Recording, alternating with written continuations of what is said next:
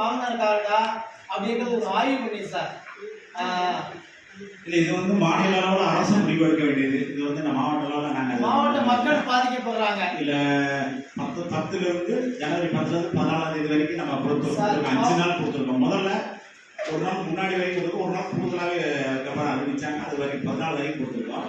அது வந்து அரசு தான் அது வந்து முடிவு பண்ண. நாங்கள் அரசாணைக்கு எதிராக நாங்கள் எதுவும் இந்த டிஸ்ட்ரிக்ட் கவுன்சில் வந்து சார் அந்த மாவட்ட மக்களுடைய வளர்ச்சி, அவங்களுக்கான தேவைகளை பூர்த்தி செய்யக்கூடிய ஒரு அமைப்பு. இந்த அமைப்பு அரசாங்கம் சேர்ந்து அரசாங்கத்துடைய பிரதிநிதியை நாங்களும். அதனால 30,000 மக்கள் வந்து உண்மையிலே வாங்காதது வந்து இந்த மாவட்டத்தினுடைய மக்களுடைய வருத்தப்படுறோம் நாங்களாம் அந்த கவுன்சிலை பொறுத்த அளவுக்கு. அதனால அரசாங்கம் ஒரு முடிவு எடுத்திருக்கு.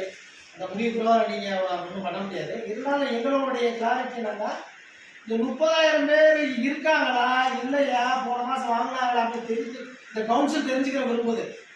இந்த 30,000 பேருடைய ஐடென்டிட்டி, அவங்க ரேஷனுக்கு தகுதியானவங்களா இல்லை போலியான கார்டு இன்னும் புழக்கத்தில் இருக்கா அப்படிங்கிறத வந்து இந்த மாவட்டத்தினுடைய வளர்ச்சி கருதி அதை கண்காணிக்க வேண்டிய பொறுப்பில் நாங்கள் இருக்கிறதுனால அதுக்கான ஒரு கிளாரிட்டி வேண்டியிருக்கு.